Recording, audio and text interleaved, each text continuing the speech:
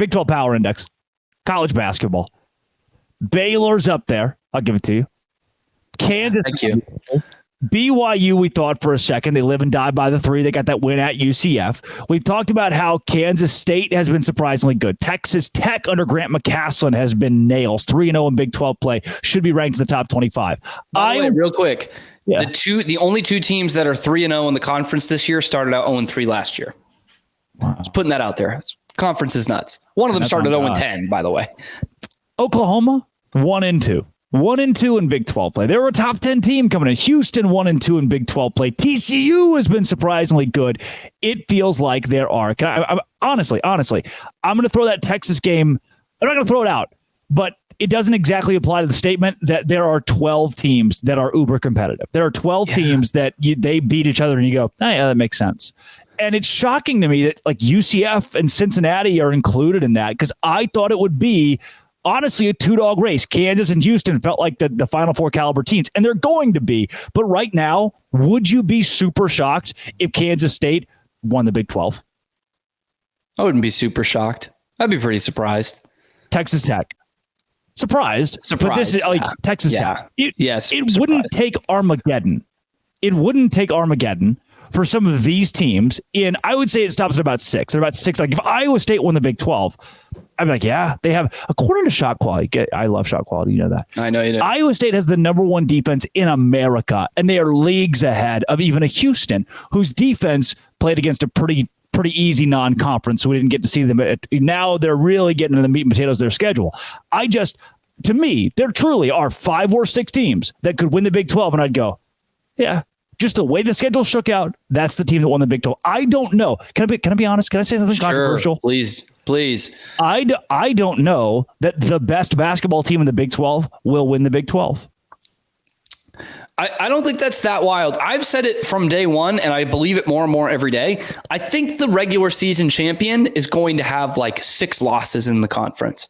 That would not surprise me. That's a big number, but it wouldn't surprise me. The way these teams, like, it's cliche, but anybody could beat almost anybody in this league. West Virginia could beat Texas. I don't think they can beat Kansas or Baylor, but UCF just beat Kansas. Like, I mean, if West Virginia wasn't in the hapless situation they'd be in, we would have all picked UCF last, and they beat Kansas. That's all they did. Like, it is, to say that it's the best conference in America is underselling it at this point. It's so much better than the next best conference. And with you talk about Iowa State and the shot quality, and you're on one side of the bus in the meme. I'm looking out the window of the bus in the meme. I'm just using the eye test. They do look that good defensively. They look just as good, if not better, than Houston, who everyone, including myself, was thinking that is going to be the class of this conference on the defensive side. And I mean, I look at some of these SEC teams that have real high-end talent, like young guys who are 5 stars, 4 stars, and all that. And those are good teams. But I look at the well-roundedness of the Big 12, and it's just second to none. And to your original point, I could absolutely see that happening. I could see a Kansas or a Baylor, splitting the season series, and one of them wins the conference, the other goes to the Final Four. Like, I could see that has happened before. I think in 2022, Baylor had, this is going to be, stick with me on this one. I thought Baylor had a better team, and they had a bunch of injuries, and they ended up splitting the regular season title with Kansas. And I was like, I still think Baylor's the better team. Kansas went on to win the national championship. So maybe it was a cheat to them that they were sharing it with Baylor. So we've seen this before, and it wouldn't surprise me at all if you have 4 teams that are top 2 seeds in the NCAA tournament, which is unfathomable most years. But I do think the top end of this conference is that good. And in basketball, cannibalism is not near as bad as it is in football. In football, it can take you out of playoff contention. In basketball, it backs up your net. It backs up your FPI. Now your season looks better and better despite some loss. There are losses that can move you up. Yeah. I want to give we've seen RPI more than ever in terms of seedings in the NCAA tournament. It was always there, but now it's almost being treated like college baseball does it, which is all RPI. Anyway, here's where this just establishes my point. Today is January 15th. All right. Iowa State, who again, you've seen the defense. I've been impressed with what TJ Otzelberger's team has done this year. They are my sneaky pick to possibly win the Big 12 and that would shock most people. But if you've really followed them, you'd understand that they're good. Listen to this. Try to just wrap your head around this.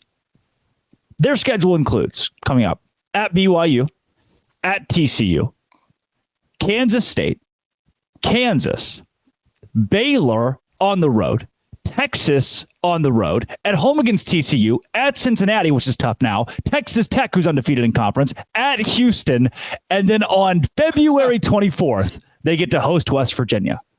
There's not the break. There's not we get DePaul tonight. Oh, we get Georgetown at home. You don't get that is over a month.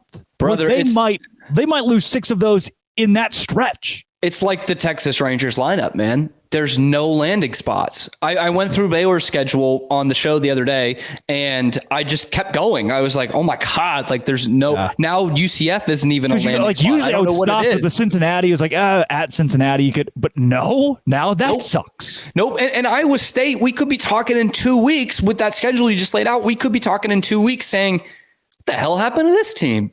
Yeah. I thought they were a player. They're not.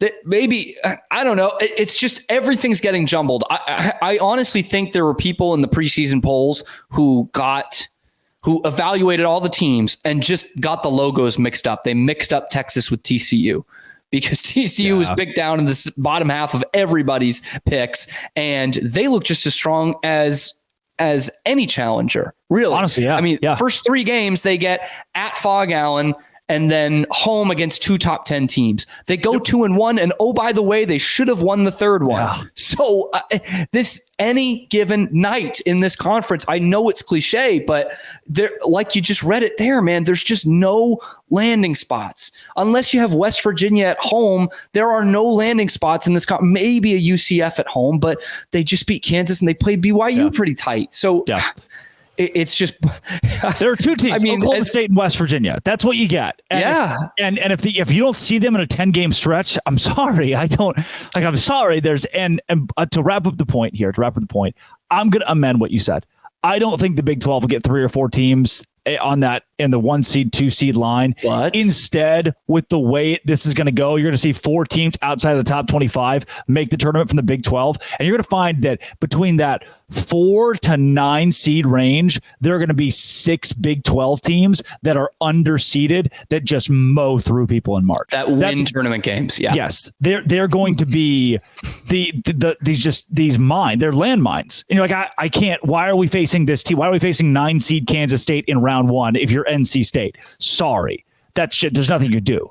That I always think about the ACC teams going up against these. You know, you put up a perfect example there of like an NC State or, a Miami, which is down a little bit from a Final Four year last year.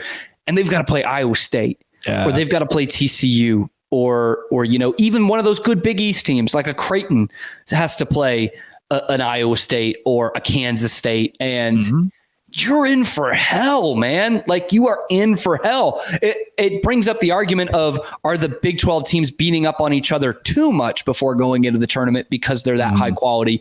But I would agree with that statement with those middle seeds, which it now has become every year is just littered with Big 12 teams, and they're getting out of the first weekend. Yeah, because it is going to be because there are so many 8 loss overall team, 22-8 teams going into March.